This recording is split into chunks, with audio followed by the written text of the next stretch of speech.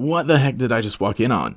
Pokemon Gold, Silver, and Crystal, some great nostalgic games that have a lot of funny little quirks. Most interesting is that these are the first Pokemon games that ask you to set the time of day and the day of the week upon first beginning your journey. That's because these determine certain events that can be triggered during the playthrough. After becoming the champion and gaining access to the Kanto region, you'll find that locations from the previous game have gotten some updates. One of the most interesting is Mount Moon, which now has a little area known as the Mount Moon Square. There isn't a whole lot here, just a meadow with flowers and a little gift shop. Inside you can purchase some refreshments as well as a Pokédoll. I think this is a pretty neat detail because in future games you can see that the icon used for this item is a Clefairy. They're literally selling Clefairy merchandise at Mount Moon. It's actually genius. There's also a girl inside the gift shop who tells you that Clefairy come out to play during the night. So if you wait until Monday night, or change the clock settings on the title screen, then you can begin the Clefairy event. After the sun has set, there's nobody in the gift shop, but if you head over to the meadow, you'll find two Clefairy dancing around a rock. This is such a neat little moment, they're just doing their thing here, but they get scared after seeing you and decide to run away.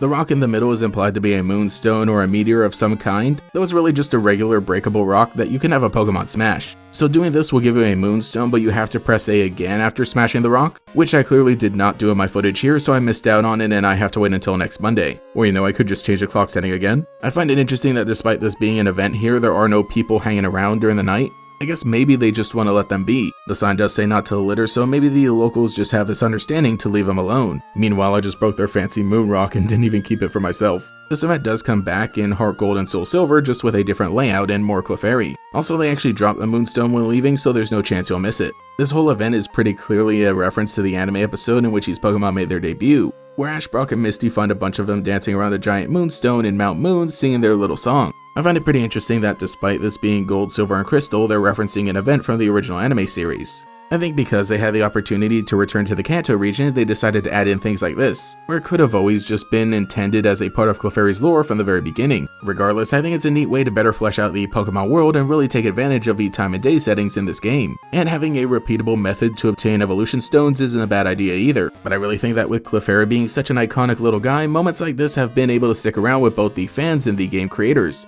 Because yeah, this is now just a pretty standard part of Clefairy's lore. In Pokemon Legends Arceus, there's a side quest all about it. We can talk to this NPC, Astaire, who tells us that back where he came from, Clefairy would dance on the nights of a full moon. Obviously, he's meant to be from Kanto. He asks us to research whether Clefairy do the same thing here in Hisui. So when we head to the Coronet Highlands at night, we'll see a bunch of Clefairy looking up at the moon and doing their little dance. There's even a new rendition of a song during a mini cutscene. They don't jump all around the same way we've seen before, but the idea is still there. They even run away after a bit and leave a moonstone on the ground. Literally the same event, just brought back in its own new way. If anything, I guess it's nice to see that no matter where or when you are in the Pokemon world, you'll always be looking up at the same moon. Even as recent as Scarlet and Violet's Teal Mask DLC, they had a special mass outbreak event that lined up with the Autumn Moon Festival in real life. Unfortunately, I didn't get a chance to do any of this myself and I don't have my own footage, but it's still pretty cool that they included it, especially because the land of Kitakami has connections to both Hisui and Johto, making it one big callback to the original event in Gold, Silver, and Crystal. It's one of those fun memories in Pokemon that they continue bringing back in clever ways. At the end of the day, there's really nothing all that special about it.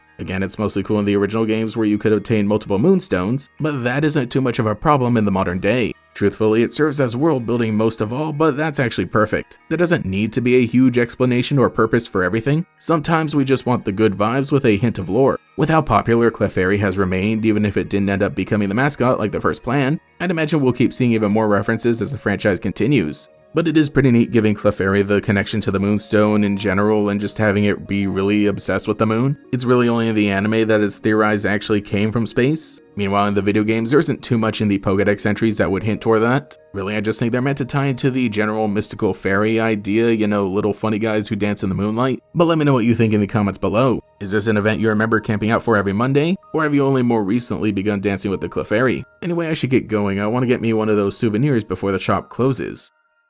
Thank you to every channel member for your continued support, especially the great Gators. DeAndre, Viz, Justin Dowes, Dartholomew, L Dashy, Switz Cheese, Lockadox, Gallantry, Gator Kid 509, TF, Cheeseburger Lasers, Mathaclock 947, Nomad Nobi, Pastel Blood, Taijirai, Justin R, Volity, Cosmo Zero, Phantom, and Quago. If you would like to support, see your name here, get access to emotes for comments, live streams, and sometimes early videos, as well as a monthly members only podcast, you can become a channel member today. You can also follow me on Twitter as well for more memes. Anyway, this is GatorX, and I'll catch you all later. Poke trainers, prepare yourselves. What Pokemon is that? Your friends cannot help you. No available data. Your Pokédex cannot help you. Pokemon unknown. Are you strong enough? Bring back my Pikachu! Your challenge awaits this weekend with 2 all-new Pokemon episodes only on Kids WB.